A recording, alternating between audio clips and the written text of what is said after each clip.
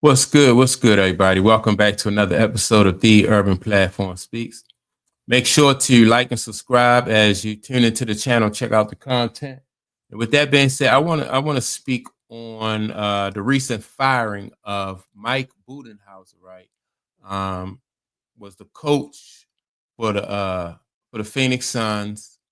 Um, fired just recently fired after only 1 year of coaching, right? And personally, I don't think like 1 year is enough to get a team together or to prove that you can, that you can be a success as a coach, So, that's to me, I just don't think 1 year is enough. And I never like to see any coaches get fired after only, having 1 year.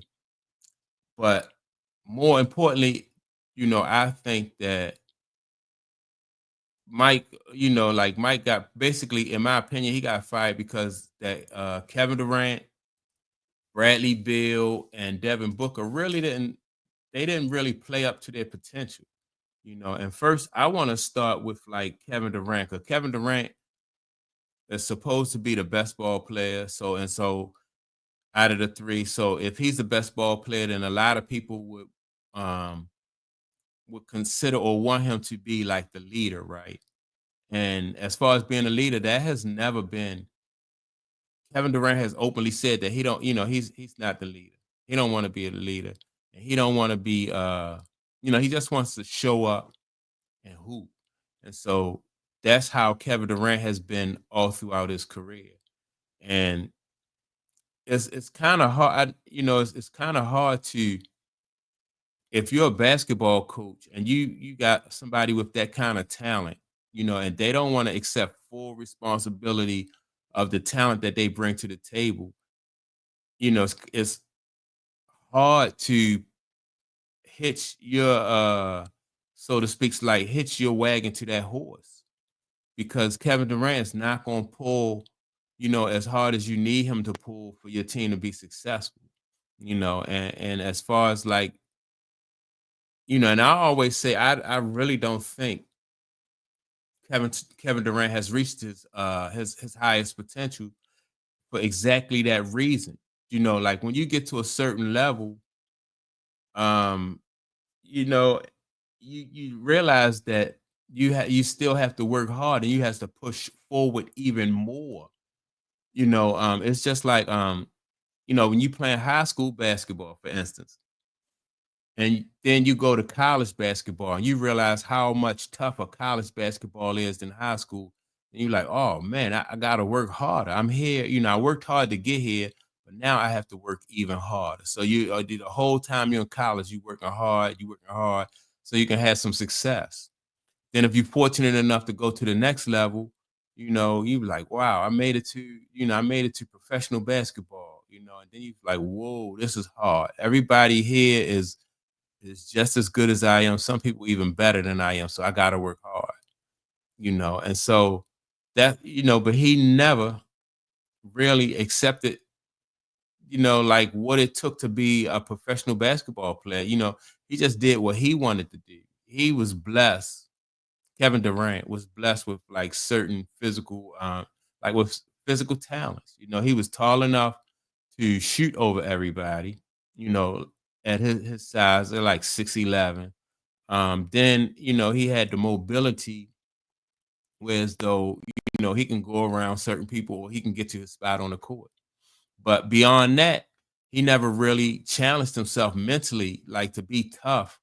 Whereas though like he in a tough series, and somebody's challenging him one on one or challenging him in a way, that um he never accepted those type of mental challenges that his opponents present to him.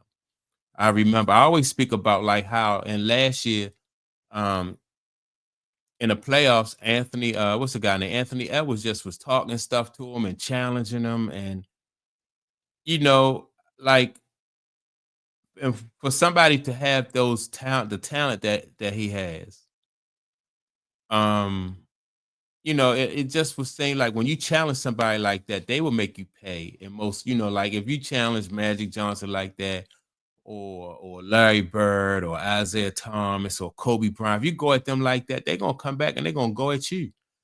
And case in point, Anthony Edwards, after he challenged Kevin Durant like that, Kevin Durant didn't even say nothing. He just went back down the court smiling. And what was the other guy? He challenged Kyrie Irving like that. And Kyrie Irving just cooked him, ate him up that game. And he after that, he didn't say anything else to Kyrie Irving.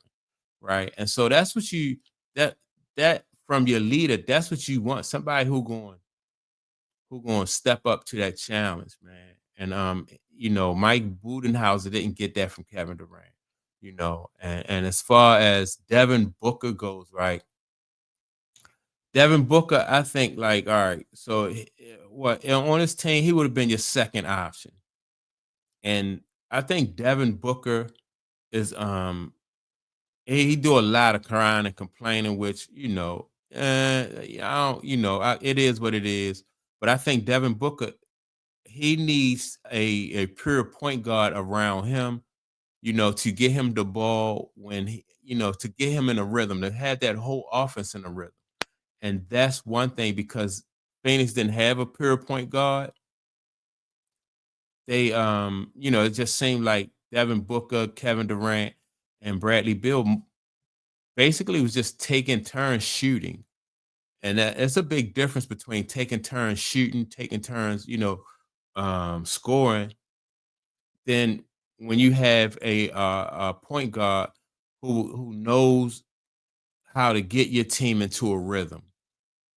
And so if you just got one guy, if you just got these guys taking turns shooting, which that's all they could do basically because they didn't have a pure point guard. They just taking turns shooting. Like it's easier on the defense, So and it's easier on the defense, and because they so predictable. Bradley Beal is predictable. Kevin Durant and Devin Booker, like that. When they play like that, they predictable. But if they'd have had a pure point guard who could just get these guys moving without the ball, and then he just feeding guys, in their spot when they open stuff like that, they'd have been more successful. And also another thing I seen from Phoenix that I thought is the reason why a big part of the reason why Mike Budenhouse got fired is that they quit. It looked like they quit on him like about 2 months ago. You know, they just didn't look like they had that fire in them.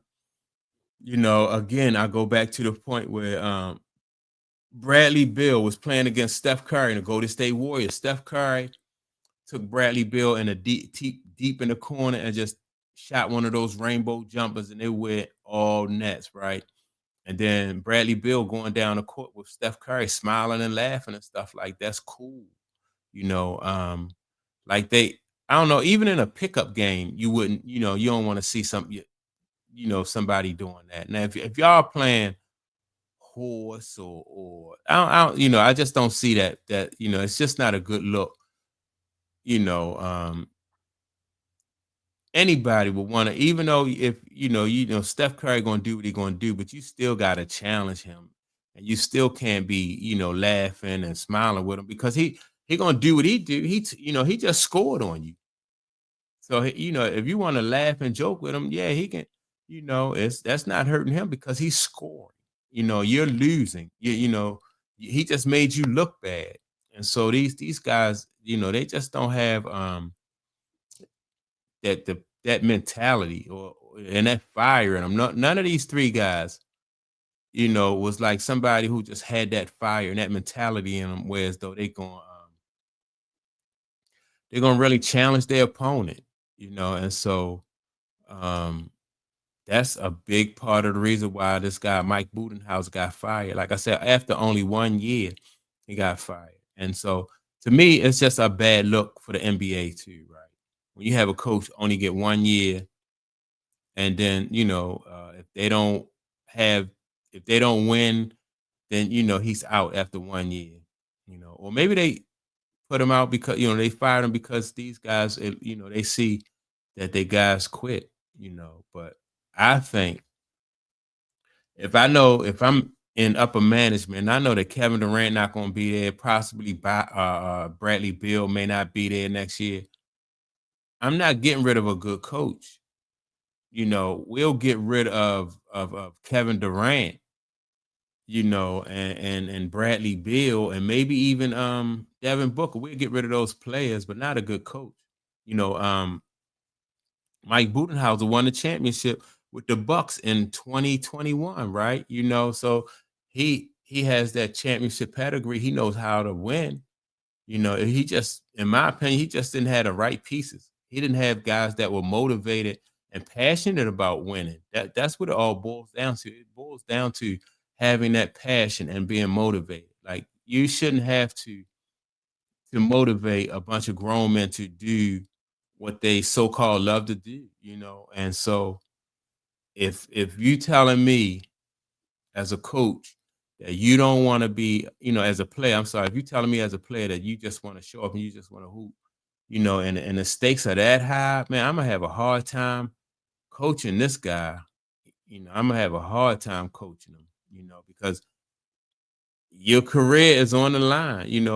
Everybody's career is on the line because this guy is just not going to he's not going to play the way y'all need him to play for your team to be successful.